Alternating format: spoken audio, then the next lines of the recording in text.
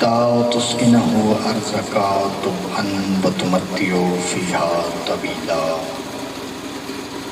السلام على الحسين وعلى آل ابن الحسين وعلى أولاد الحسين وعلى أصحاب الحسين.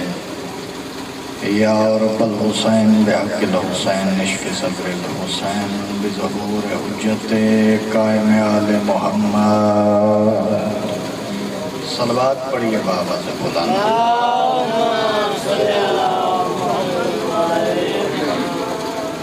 ماشاءاللہ مجمع کثیر تعداد میں تشریف فرمائے. صلوات نہ کسی سنی کی ہے نہ کسی شیعہ کی ہے، درود آل محمد کا ہے. پڑھنے والے کو برابر ثواب ملتا ہے. جس کے دل میں آل محمد کی جتنی بلند مقام ہو اتنی بلند صلوات پڑھیے.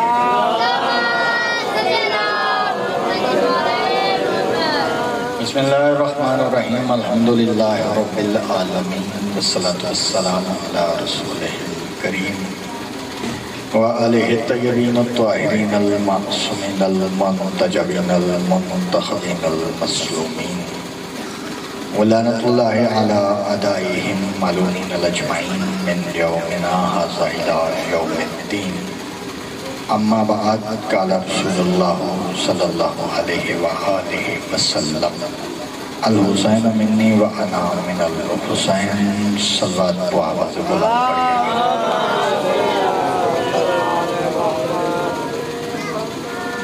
سامعین محترم، عزیزان گرامی قدر، موالیان ولی حق، عاشقان حسین ابن علی،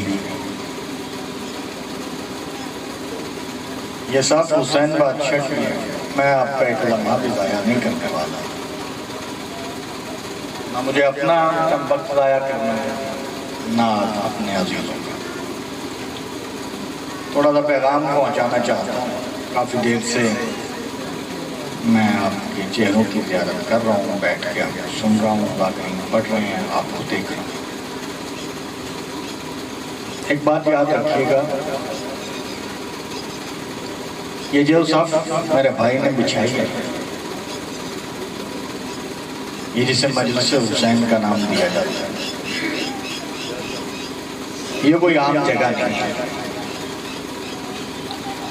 اور یہ صف بالکل بھی ویسی نہیں ہے کہ جیسے اگر کوئی بندہ مر جائے تو بندہ اس کی صف پہ جا کے بیٹھ جاتا ہے. اس بچھی ہوئی صف میں اور اس بچھی ہوئی صف میں بڑا فرق ہے. جب ہمارا کوئی عزیز اس دنیا سے جاتا ہے تو اس کے مرنے کی یاد میں جو صف بچھائی جاتی ہے وہ تعزیاتی ریفرنس ہوتا ہے کہ آپ تعزیات کرنے جا رہے ہیں. ہاتھ اٹھائیں گے، دعا کریں گے. دنیا سے جانے والوں جو بھی گیا اس تک دعا چلی جائے گی. وہ کسی مرنے والے کی یاد ہوتی ہے. میرے عزیز تھوڑی سی توجہ فرمائیے گا. اگر بات سمجھ آئے، میں ایسا خطیب بھی نہیں ہوں جو بڑا زور زبردستی کے ساتھ پڑھوں. نہیں، مجھے آرام سے تحمل سے پڑھنے کی عادت ہے. اس منبر کے کچھ آداب ہیں، کچھ اصول ہیں.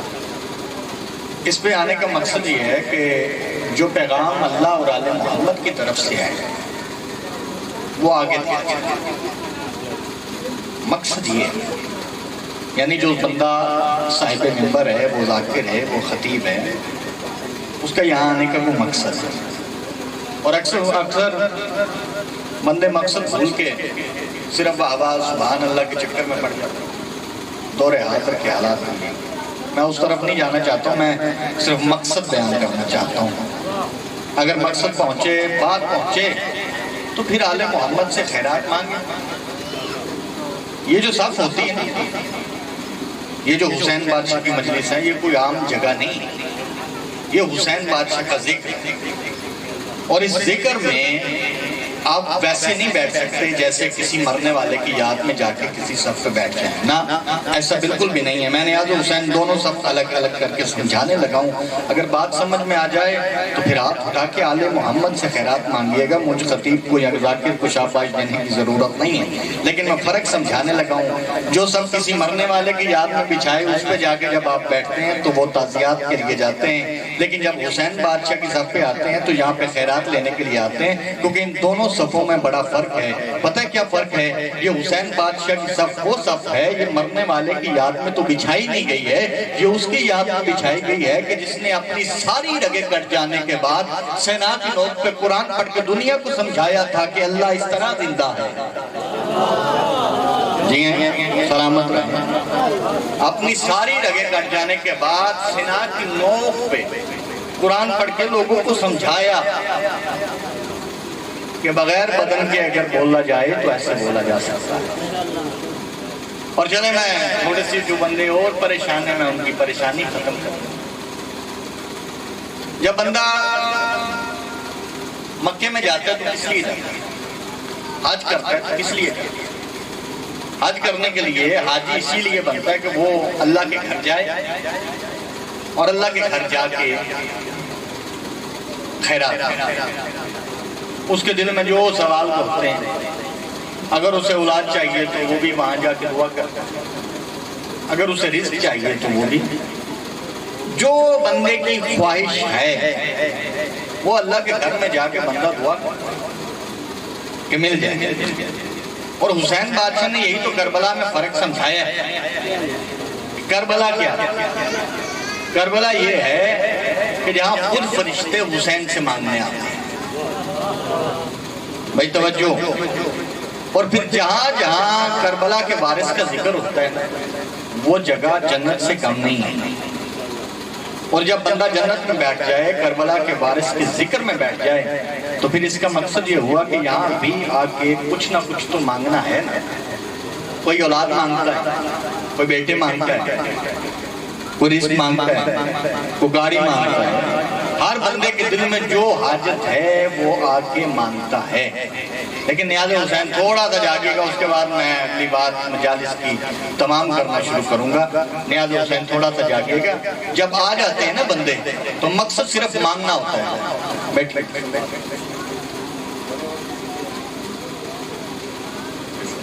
درود پڑھیے گا بابا. نیاز حسین تھوڑا سا جاگے. جب بندہ جاتا ہے کسی سے بھی مانگنے جائے، چلے میں بالکل بات کو اور آسان کرتا ہوں. کسی سے مانگنے جائیں تو ہاتھ بلند نہیں کرتے. کبھی دروازے پر فقیر یا بھکاری آتا ہوا دیکھا نا؟ جب فقیر آ کے دروازے پہ دھکل باب کرتا ہے، دروازہ کھٹکھٹاتا ہے، دستک دیتا ہے تو سامنے ہاتھ پھیلاتا ہے.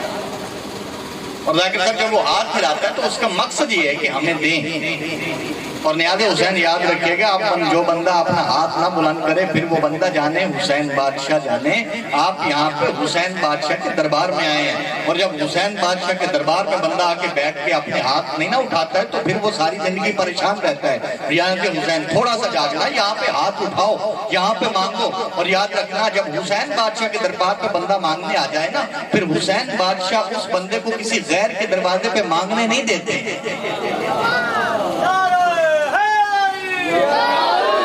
مانگنے نہیں دیتے، یہاں پہ بیٹھ کے اپنے ہاتھ کھولیں، خیرات مانگیں. یہ واہ واہ سبحان اللہ ماشاءاللہ، یہ سارا کچھ جو ہے نا یہ صرف کسی ذاکر کے لیے نہیں ہے، کسی خطیب کے لیے نہیں ہے، یہ اپنے لیے ہے. آپ جتنے ہاتھ اٹھائیں گے، میں نے یہ کچھ دن پہلے کتاب پڑھا تھا، اس میں لکھا ہوا آپ کے اور میرے صادق مولا کا فرق ہے کہ جب حسین بادشاہ کا کوئی ذاکر ذکر کر رہا تو سننے والا سن رہا تو وہ جتنی خوشی سے جتنی بلند واہ واہ سبحان اللہ کہے گا، اتنی دور سے لے کے آل محمد اس کے قریب آتے ہیں.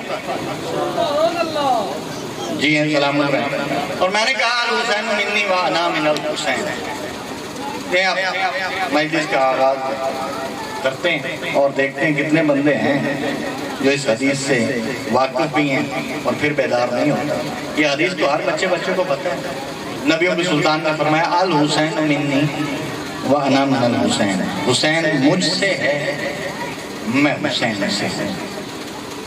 اور یہ ایسے کہا ہے نہیں. آئیے میں آپ کو وہ ایک تصویر دکھا دیتا ہوں کہ یہ کہا کیسے.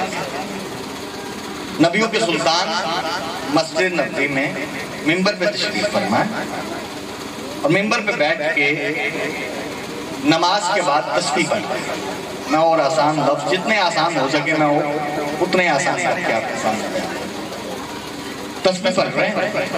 حسین بادشاہ سامنے سے آئے نبیوں کے سلطان نے حسین بادشاہ کو اٹھایا، اپنی آغوش میں بٹھا دیا، اور آغوش میں بٹھانے کے بعد، اپنی گود میں بٹھانے کے بعد نبیوں کے سلطان نے اپنے سارے صحابہ کو مخاطب کر کے کہا، لوگوں سنو یہ مجھ جیسا ہے۔ بھائی جاگیے گا نہیں آگے حسین، نبیوں کے سلطان کی بات کر رہا ہوں، کوئی عام نبی نہیں، آپ کی اور میرے کائنات کے نبیوں کے سلطان نبی کی بات ہے، سرکار رسالت پناہ کی بات ہے۔ نبیوں کے سلطان نے آواز دے کے کہا، لوگوں سنو یہ مجھ جیسا ہے، یہ مجھ جیسا ہے، یہ مجھ جیسا ہے۔ اکثر نیاز حسین جاگیے گا، بندے حسین بادشاہ کا ایک کلمہ پڑھتے ہیں، کلمے کو صرف یہ نہیں ہوتا ہے کہ لا الہ الا اللہ محمد رسول اللہ، صرف اتنا کلمہ نہیں ہوتا ہے، کلمہ جو کہا جائے وہ بات بھی پڑھی جاتی ہے، اس سے بھی کلمہ ہی کہا جاتا ہے۔ اکثر بندے حسین بادشاہ کا وہ کلمہ بھی پڑھتے ہیں، وہ الفاظ بھی پڑھتے ہیں جو حسین بادشاہ نے کہے تھے، لیکن اس سے پہلے یہ نبیوں کے سلطان نے فرمایا تھا، لوگوں سنو یہ مجھ جیسا ہے، یہ مجھ جیسا ہے، یہ مجھ جیسا ہے۔ بندے آج بھی میں پریشان دیکھ رہا ہوں، تاریخ کہتی ہے، مورخ کہتا ہے، اس وقت بھی لوگ پریشان ہو گئے تھے، یہ سرکار بار بار ایک ہی حدیث ہمارے سامنے کیوں بیان کر رہے ہیں کہ یہ مجھ جیسا ہے، یہ مجھ جیسا ہے، یہ مجھ جیسا ہے۔ اس بندے کو بات سمجھ آئے تو پھر ہاتھ اٹھا کے آل محمد سے خیرات نہ مانگے، پھر وہ بندہ جانے اور آل محمد جانے۔ لہٰذا حسین جاگیے گا، لوگ سوچتے رہے کہ نبیوں کے سلطان ایک ہی بات ہمیں بار بار کیوں فرماتے ہیں؟ جب بھی حسین سامنے آتے ہیں، سامنے بٹھا کے کہتے ہیں، لوگوں سنو یہ مجھ جیسا ہے، یہ مجھ جیسا ہے، یہ مجھ جیسا ہے۔ لوگ سوچتے رہے، وقت گزرتا رہا، وقت گزرتے گزرتے ایسا وقت آ گیا کہ حسین بادشاہ ولید کے دربار میں کھڑے ہوئے۔ حسین بادشاہ نے جب کہا نا، یہ جب لوگ آ کے کہنے لگے کہ حسین یزید بیعت مانگ رہا ہے، اس وقت حسین بادشاہ نے فرمایا تھا، تجھے یاد نہیں میرے نانے نے کہا تھا کہ حسین مجھ جیسا ہے، حسین مجھ جیسا ہے، حسین مجھ جیسا ہے، اور جو محمد جیسا ہو وہ یزید جیسے کی بیعت نہیں کر سکتا۔ سلامت رہے، بہت شکریہ۔ جو مصطفیٰ جیسا وہ یزید جیسے کی بیعت نہیں کر سکتا۔ اور چلیں یہ حسین بادشاہ کا عالمگیر میں قبلہ پھیلا ہوا جملہ جو حسین بادشاہ نے فرمایا تھا کہ یہ مجھ جیسا ہے، اور جو حسین بادشاہ نے پھر لفظ کہا کہ مجھ جیسا اس جیسے کی بیعت نہیں کر سکتا۔ آج تک یہاں تک ذاکرین پڑھتے ہیں، میں اپنے ان عزیزوں کو، چونکہ گاؤں کا ماحول ہے، یہ بیعت نہ سمجھا دوں کہ یہ بیعت ہے کیا۔ جو حسین بادشاہ نے جو کہا تھا، مقصد ہے نا، پیغام ہے۔ داد لینی ہو تو مجھے آل محمد کی عزت کی قسم ہے، ایک لمحے میں یہ سارے پنڈال سے داد کی لے دوں، اور اگر ایسا نہ ہو تو میں نے کثرت تطہیر سے ایمان چاٹنے والے سلمان سے خیرات نہیں مانگی، لیکن مقصد ہے، محرم کے ایام قریب ہے، میں ایک مقصد سمجھانے جا رہا ہوں۔ یہ جو حسین بادشاہ نے عالمگیر میں پھیلا ہوا جملہ کہا ہوا ہے، جس میں کہا ہے کہ مجھ جیسا اس جیسے کی بیعت نہیں کر سکتا، یہ بیعت تھی کیا، یہ بیعت ہے کیا؟ لیں میں تھوڑا سا آسان کر کے سمجھا، بیعت کیا ہے؟ بیعت سے پہلے میں بے سمجھا کہ بے کا مقصد ہوتا ہے کہ آپ نے کچھ بیچنا ہے، آپ نے کچھ بیگ، اس بات کو سمجھتے ہیں نا، آپ نے کچھ بیگ بیچنا، اور جو چیز آپ نے بیچنی ہو، اگر آپ کو اس کی قیمت کا پتہ نہ ہو تو پھر بندہ چیز بھی بیچ دیتا ہے، ذلیل بھی ہو جاتا ہے۔ چلے نہیں سمجھ آئیے نا، اور آسان۔ یہاں سے آپ نے اگر سید والے جانا ہو تو زیادہ تر ہمارے بھائیوں کے پاس موٹر سائیکل سواری ہوتی ہے، ایسے ہی ہے نا، آسان سواری، موٹر سائیکل پہ بیٹھا بندہ، سید والے پہنچ گئے۔ اب موٹر سائیکل 2 لاکھ روپے آپ بیچ دے 10,000، موٹر سائیکل سے بک گئی نہیں، بک گئی کہ نہیں، تھوڑا تھوڑا بک گئی نہیں، ان 10,000 پہ لپے دی تو کی بنے، ذلیل ہو گیا نا۔ جب علم ہی نہیں تھا، پتہ ہی نہیں تھا کہ موٹر سائیکل لاکھ روپے، ہم نے 10,000 میں بیچ دی۔ اب جانا سید والے، کدی آنٹی دی مانگی، کدی گوانڈی دی مانگی، انہیں آکے آپا لے کے گیا، تجھے آکے پرا لے گیا، یا پیدل جاؤ یا پھر سوچو گے کہ ان پیسے کتنے دوبارہ موٹر، یہ ذلیل ہونے کی وجہ کیا ہے؟ یہ پریشانی کی وجہ کیا ہے؟ یہ پریشان آپ اس لیے ہوئے ہیں کہ آپ کو قیمت کا علم نہیں تھا، آپ نے بیچ دی۔ اگر قیمت کا پتہ ہوتا تو آپ نہ بیچتے۔ بے کا مقصد ہے بیچنا، اور بیچنا تب جاتا ہے جب قیمت کا پتہ ہو کہ ہم نے کیا بیچنا ہے۔ اب اگر بے سمجھ آ گئی ہے تو میں بیعت سمجھا دوں ایک لفظ میں اور عرفان بلند نہ ہو، ایسا ہو ہی نہیں سکتا۔ بے کا مقصد بیچنا ہے، اور بیعت کا مقصد پتہ کیا ہے؟ بیعت کا مقصد ہے کہ آپ نے بیچنا ہے اپنی جان، مال اور عزت۔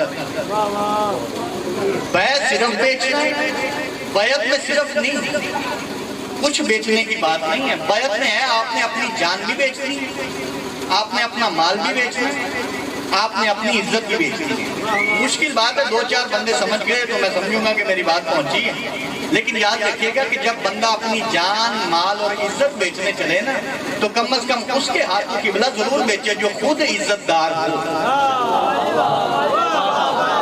نہیں ہے، سلامت رہیں، بہت شکریہ، بہت مہربانی۔ میں نے پہلے کہا میں ایسا خطیب ہی نہیں ہوں کہ مجھے جلدی جلدی اجلت میں پڑھنے کی عادت نہیں۔ بیعت میں بیچنا ہے جان، مال اور عزت، اور اگر اپنی عزت ہی بیچنے چلیں تو پھر کسی ایسے کے ہاتھ میں بیچنا نا جو خود عزت دار ہو، جو آپ کی عزت کو بچا سکے۔ اور میں نے آج حسین بادشاہ کا سب سے چھوٹا نوکر پہلی بار آپ کی خدمت میں حاضر ہوا ہوں۔ میں بتانے جا رہا ہوں کہ حسین کرنے والوں کی، علی کرنے والوں کی جان، مال اور عزت کی قیمت کیا ہے۔ اور میں بتاؤں گا خود نہیں، میں خود ساختہ خطیب نہیں ہوں، نہ کسی ایسی کتاب سے بتاؤں گا جسے آپ تلاش کرنے جائیں گے، نہ میں قرآن سے سمجھاؤں گا جو ہر بندے کے پاس پڑی ہے۔ پھر اگر کسی بندے کا ہاتھ نہ اٹھے پھر وہ ہاتھ جانے علی بادشاہ جانے، لیکن یاد ہے حسین، اب یاد رکھنا کہ علی کرنے والوں کی، حسین کرنے والوں کی جان، مال اور عزت کی قیمت اللہ نے قرآن میں بتائی ہے۔ میں بتاؤں کیا قرآن میں فرمایا؟ اللہ قرآن میں فرما رہا ہے ان الحشترا من المؤمنین اموالهم وانفسهم بان لهم جنہ، ہم نے مومنین کی جان، مال اور عزت جنت کی قیمت پر خریدے ہیں۔ جی ہیں، سلامت رہیں، میرے کے بولو حیدری۔ ہم نے مومنین کی جان، مال اور عزت جنت کی قیمت پر خریدے ہیں۔ اب کو بندہ کہے کہ جی آپ نے تو کہا ہے کہ حسین کرنے والوں کی، علی کرنے والوں کی، یہاں قرآن میں ترجمہ مومنین ہے۔ مومن کا مطلب ایمان والا، اور ایمان میں ایسے نہیں کہا کہ علی کرنے والوں کو۔ مجھے وہ اچھی طرح حدیث یاد ہے کہ جب نبیوں کے سلطان نے کہا تھا نا کون ہے جو اس کتے کی زبان بند کرے، خندق کا میدان تھا، سامنے آ کے اس نے کہا تھا یہ بڑے بڑے جنت کے دعوے دار ہیں، ان میں سے کہیے نا آئے کوئی آ کے میرا مقابلہ کرے۔ نبیوں کے سلطان نے خندق کے میدان میں کہا تھا کون ہے جو اس کتے کی زبان بند کرے؟ کوئی نہیں اٹھا تھا۔ قبلہ میں بڑا پریشان ہوا، اتنے بندے بیٹھے ہوئے تھے، اٹھا کیوں نہیں؟ میں نے اپنے استاد محترم سے پوچھا، میں نے کہا قبلہ نبیوں کے سلطان کی حدیث ہے، اصحابہ اکرام پیچھے اتنے تشریف فرمائے، نبیوں کے سلطان فرما رہے کون ہے جو اس کتے کی زبان بند کرے؟ اٹھا کیوں نہیں؟ میرے استاد محترم مسکرا کے فرماتے ہیں ذرا پھر سوال دہرانا، نبیوں کے سلطان نے کیا فرمایا تھا؟ میں نے کہا نبیوں کے سلطان نے فرمایا تھا کون ہے جو اس کتے کی زبان بند کرے؟ کہنے لگے سمجھ نہیں آئی۔ میں نے کہا نہیں آپ سمجھا دیں۔ کہنے لگے نبیوں کے سلطان نے فرمایا تھا کون ہے جو اس کتے کی زبان بند کرے؟ اور کتے کی زبان بند کرنے کے لیے انسان ہونا ضروری ہے۔ سلامت رہے۔ اور جب سرکار نے کہا تاریخ کہتی ہے، میں نہیں کہتی، نہ شیعہ کی تاریخ یہ کہتی ہے، کہ بلا سب مشترکہ سارے فرقوں کی تاریخ کہتی ہے، کوئی نہیں ہوئی۔ اب علی کرنے والوں کا میں چہرہ دیکھنے جا رہا ہوں یہ جملہ کہنے کے بعد۔ تاریخ کہتی ہے نبیوں کے سلطان نے فرمایا کوئی نہیں اٹھا، جب کوئی نہیں اٹھا تو پھر وہی اٹھا جو اٹھے تو اللہ کا دین اٹھتا ہے۔ پھر علی اٹھے، پھر علی اٹھے۔ اب علی اٹھے نا تو سامنے نبی اٹھے، سرکار محمد مصطفیٰ بادشاہ خندق کا میدان بیان کر ذرا ایمان سمجھا رہا۔ اور جب نبیوں کے سلطان اٹھے تو نبیوں کے سلطان نے اپنا امامہ اتار کے علی بادشاہ کی سر پر اپنی ابا علی بادشاہ کے کندھے پر اور فرمایا علی جائیے، علی چلے، لہذا حسین جاگیے گا، میرا جملہ نہ ضائع کیجیے گا، میں اپنی طرف سے نہیں کہہ رہا، نبیوں کی سلطان نے فرمایا ہے جب علی چلے نا تو نبیوں کی سلطان نے پیچھے مڑ کے کہا تھا اے ایمان کے دعوے دارو وہ دیکھو ایمان جا رہا ہے۔ جی ہاں، سلامت رہے، بہت شکریہ، بہت ہے، وہ دیکھو ایمان کے دعوے دار، وہ ایمان جا رہا ہے۔ برز الایمان کلہ الی الکفر کل کا کل ایمان علی جا رہا ہے، کل کے کل کفر کے مقابلے۔ اب سمجھ آیا کہ علی علی کرنے والوں کی جان مال اور عزت کی قیمت کیا ہے؟ سمجھ آئی نا؟ تو جب علی علی کرنے والوں کی قبلہ جان مال اور عزت کی قیمت یہ ہے، مشکل بات ہے، اور مشکل باتیں میں اکثر کہا کرتا ہوں کہ مشکل کشا کے ماننے والوں کے درمیان ہی ہوتی ہیں۔ میں ایک بات سمجھا دوں، اگر یہ پتہ چل گیا ہے کہ مومنین کی جان مال اور عزت کی قیمت جنت ہے، بھائی توجہ، ایک لفظ کہوں گا، میں نے کہا اگر اس بات کا پتہ چل گیا ہے کہ مومنین کی جان مال اور عزت کی قیمت جنت ہے تو پھر اپنی جان مال اور عزت اس کے ہاتھوں نہ بیچنا جو خود جنت کا طلبگار ہو۔ مشکل ہو گیا، اس کے ہاتھوں نہ بیچنا۔ چلیں آسان کر دوں قبلہ، اگر مومنین کی جان مال اور عزت کی قیمت جنت ہو تو پھر اس کے ہاتھوں بیچو جو خود جنت کے مالک ہوں، پھر انہیں دینا۔ اور اگر نہیں جنت کے مالک سمجھ آ رہے تو میں جنت کے مالکوں کے دو نام کو سمجھا دیں، پھر اپنے بھائی جان جائیں۔ مجھے اچھی طرح وہ یاد ہے منظر کہ جنت کے مالکوں کا ایک نوکر ہے، نام بہلول ہے، اور نوکر ایسا ہے کہ اپنے پیروں پہ فرش کی مٹی کو تھپ تھپا کے عرش کی جنت بنا رہا ہے، اور لوگوں سے کہہ رہا ہے آؤ جنت خرید لو، لوگوں آؤ جنت خرید لو۔ جب یہ آواز بہلول نے دی تھی نا تو لوگ اس کے قریب گئے تھے اور اسے جا کے کہنے لگے تھے کہ ہم تیری بیعت کرتے ہیں۔ اس نے کہا تھا میری بیعت نہ کرنا، کہنے لگے تیری بیعت نہ کریں تو کس کی کریں، تم ہی تو جنت بانٹ رہا ہے۔ جب کہا نا تم ہی تو جنت بانٹ رہا ہے، اس وقت جناب بہلول نے کہا میری بیعت نہ کرو، یہ اس کی بیعت کرو کہ جس کے ہاتھ میں اللہ کا ہاتھ ہے۔ جی سلامت رہیں، کیونکہ ہاتھ بیعت کیسے بیعت کی جاتی ہے کہ یوں ایک ہاتھ ہوتا ہے جو بیعت مانگتا ہے اور آپ جا کے اپنا ہاتھ اس کے ہاتھ کے اوپر، یہ بیعت ہے کہ ہم نے اپنے آپ کو تمہارے سپرد کر دیا۔ تو پھر میں نے یہی کہا ہے کہ اگر بیعت کرنی ہے تو پھر اس کے ہاتھ سے کرو۔ جناب بہلول نے بھی یہی کہا ہے کہ اگر بیعت کرنی ہے تو اس کے ہاتھ سے کرو کہ جس کے ہاتھ میں اللہ کا ہاتھ ہے۔ چلیں اور آسان کر دیتا ہوں، داد نہیں چاہیے، صرف توجہ چاہیے۔ اگر بیعت کرنی ہے تو اس کی کرو جو تمہیں اللہ تک لے جائے، جو تمہیں اللہ تک لے جائے۔ اور چلیں میں ایک اور بات سمجھاتا ہوں۔ ایک بندہ تھا یمن سے آیا کوفہ میں، آیا مرشد علی کے پاس۔ نیاز حسین توجہ فرمائیے گا، آخری جملہ فرمائیے۔ یمن سے آیا مرشد علی بادشاہ کے پاس تھا۔ پتہ کب آیا تھا؟ جب نبیوں کی سلطان نے ظاہراً اس دنیا سے نا اپنے آپ کو دیکھنے کی طاقت چھینا۔ جی سلامت، بہت شکریہ۔ جب نبیوں کی سلطان نے دنیا کی آنکھوں سے اپنے آپ کو دیکھنے کی طاقت واپس لی تو ظاہراً جب سرکار اس دنیا سے گئے تھے اور آسان تھا تو یمن سے ایک بندہ آ گیا اور آ کے کچھ بندوں سے ملا، مجھے ان کے نام نہیں یاد، ان سے آ کے کہتا ہے کہ مجھے نبیوں کی سلطان سے ملا۔ وہ کہنے لگے کہ وہ تو ہے، ان کا ایک وسیع ہے جانشین، نام علی ہے، اس سے مل سکتے ہو۔ کہنے لگا ہاں اگر ان سے ملا جائے تو بھی بات وہی ہے۔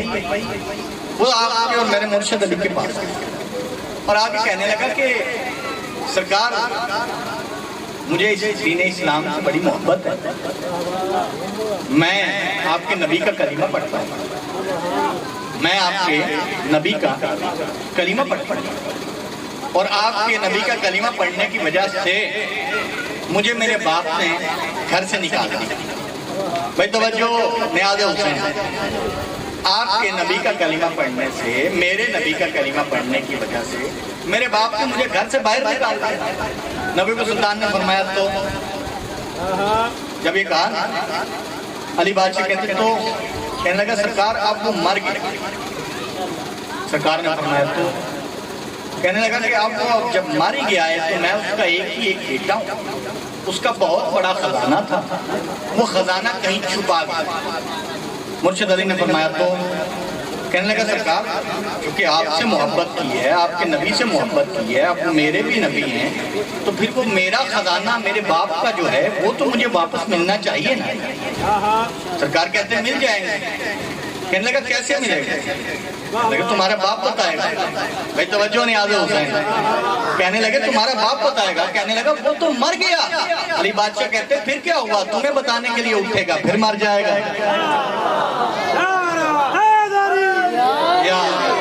تمہیں بتانے کے لیے اٹھے گا پھر مر جائے گا۔ اور یہ ایسے ہی جنت نہیں ملا، یہ جنت کے مالکوں کے ذریعے میں، اور بیعت کرنے ہو تو پھر ان کی کرو جو سمجھا سکتے ہیں کہ سورج کو واپس پلٹانا کیسے، جو یہ بتا سکتے ہیں کہ مردے کو زندہ کرنا کیسے، بیعت نہیں کی۔ اور یہی وجہ ہے کہ 14 سال ذاکرین صرف یہی سمجھا رہے ہیں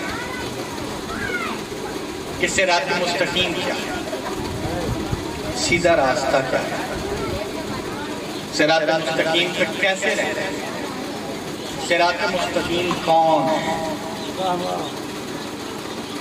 صراط مستقیم وہ ہیں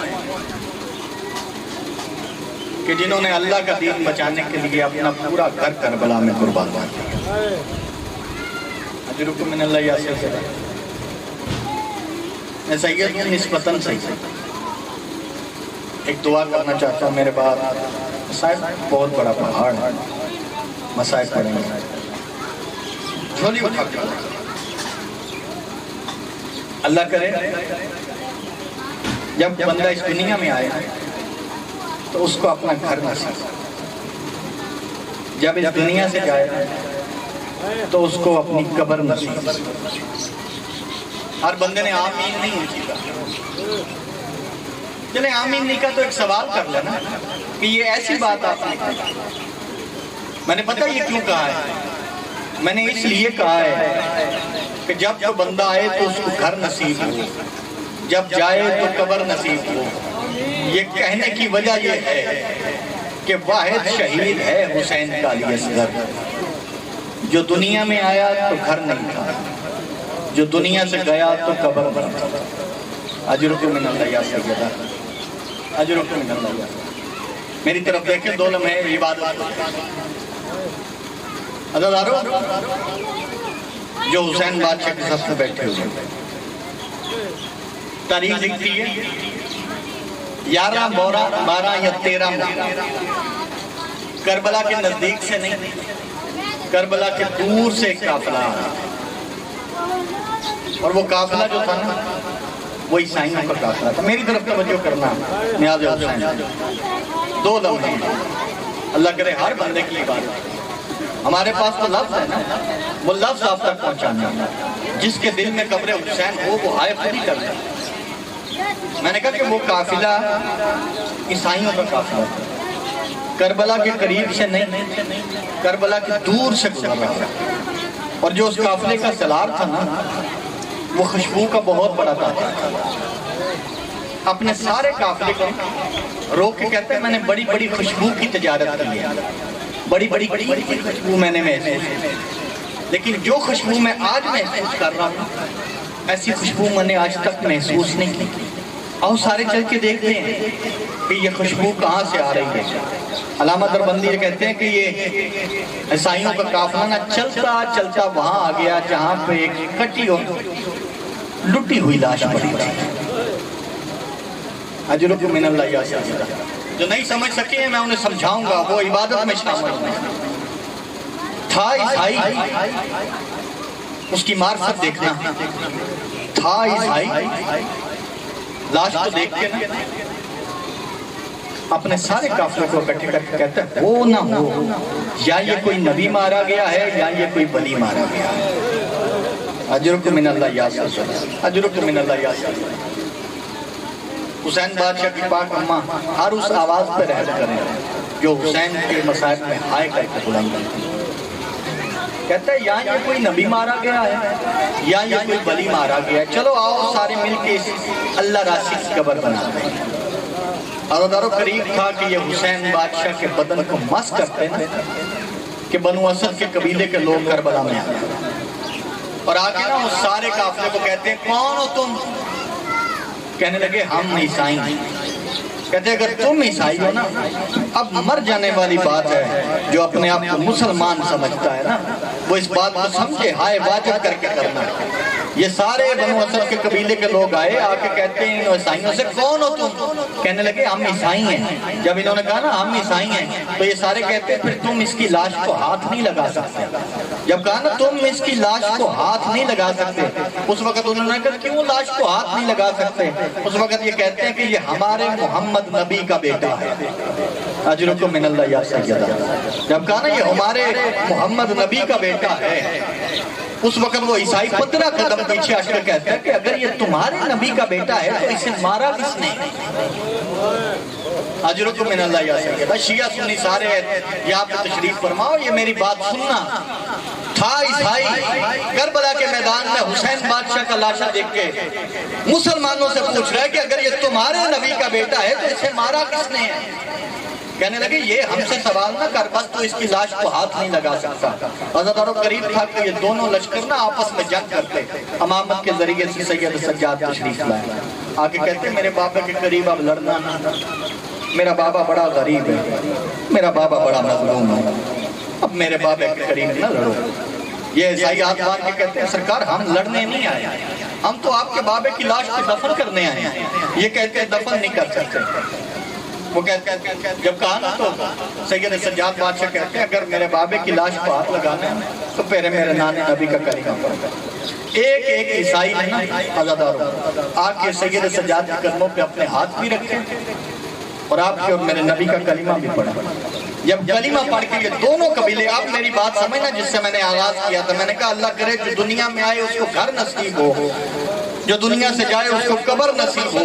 یہ بات میں نے کس لیے کہی تھی وہ میں بیان کر کے اپنے بھائی کو منبر دینے لگا ہوں۔ عزادارو دونوں قبیلے آپس میں، سارے دونوں قبیلے مل کے نہ جا کے حسین بادشاہ کے بدن کو دفن کرنے کے لیے گئے۔ عزادارو قریب تھا کہ یہ دفن کرتے دونوں قبیلے منہ کا ماتم کرتے ہوئے واپس آئے۔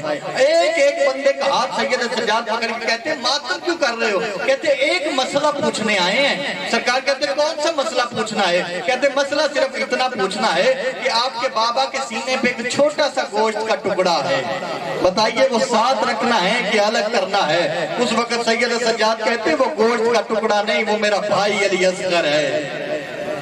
بس یعلم الذین ظلموا ایہم منقلب